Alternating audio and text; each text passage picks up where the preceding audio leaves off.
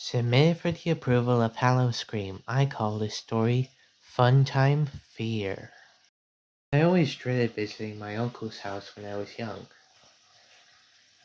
For as long as I'd known him, he was a bit of a crazy kook because he suffered with dementia. He was also disabled, meaning he couldn't walk, so he spent most of his time in his easy chair or his wheelchair, mumbling gibberish and staring up at the ceiling. For that reason, it made it very uncomfortable being around him. My family never spent much time with him, for we always had a nurse checking in on him or someone else to take care of him. We never liked to go to his house, but we always went there during the week of Easter, spending about a week or so with him. As you can imagine, none of us were particularly happy about it, especially my mom, since she didn't like to spend time with her own dad. I had many questions when I was a kid about why was that. Later in life, I learned out a few of those reasons, and they weren't good ones. However, my dad would always insist on us doing it since he was very old and we regretted when he passed away. This, of course, made the trip even more saddening and gloomy, and it didn't help that he kept mumbling to himself whenever we spent time with him. For that reason, the nighttime wasn't much of a picnic either.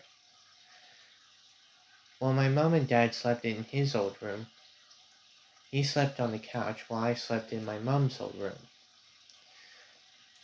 And I could see why my mom was a little crazy like he was. The room was normal, but there was one thing that made it stand out the most. There was a white polar bear in the room. It looked like some sort of costume or animatronic. It was a giant polar bear with snow white fur with purple on it as well. It had a bow tie and a top hat with bright blue eyes, and had a hand puppet on one of its hands and a little speaker of some sort. My grandpa was a collector of sorts, collecting oddities and rarities from different places. Apparently he used to work at a place called Circus Babies, which is where he supposedly got the costume from. Because Circus Babies was originally some sort of rental facility where you could rent out an animatronic to perform at your house or something, or you could rent it out for a private party in the restaurant. As you can imagine, sleeping in her room with that thing staring at me the whole night didn't make it much of an easy task. I debated on sleeping somewhere else in the house, but I didn't want to do it in case Grandpa was having a demented episode. And I thought about moving the bear at one point, but I'd probably be worried in case Grandpa might freak out if something was altered in the house. So I closed my eyes tightly or just covered myself with the blanket until I fell asleep. It'd been like that for the past few days or nights even, whenever we stayed with him. The last night though was probably the most hardest to get through. Since we were leaving in the morning, I was too excited and I couldn't sleep. As I tried to fall asleep and laid there in bed staring up at the ceiling fan, I tried my best to fall asleep, and that's when I noticed the polar bear. Nothing seemed off about it at first, but I could have sworn something was different. Something that made it stand out than the last few nights. Curious about it, I got out of bed to see what was going on. From what I could see, there was nothing particularly wrong with it. There were no, scratches or paint stains or anything out of place. But that's when I heard it, as I got really close to it. It was breathing.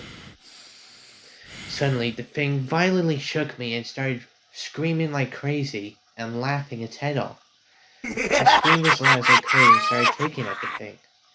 Didn't help though, since its body was practically a weird metallic and not some furry fabric. All it did was just hurt my foot in the process. But I kept kicking until eventually I was able to kick it down and it fell, letting me go.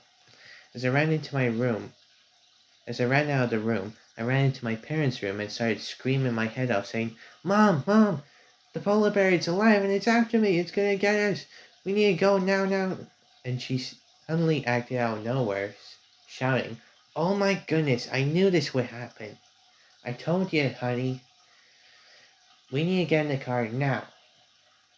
So we got in the car as soon as that happened. We didn't even bother to say goodbye to Grandpa. He disappeared a while later, as well as the suit. We don't know where the polar bear or Grandpa is.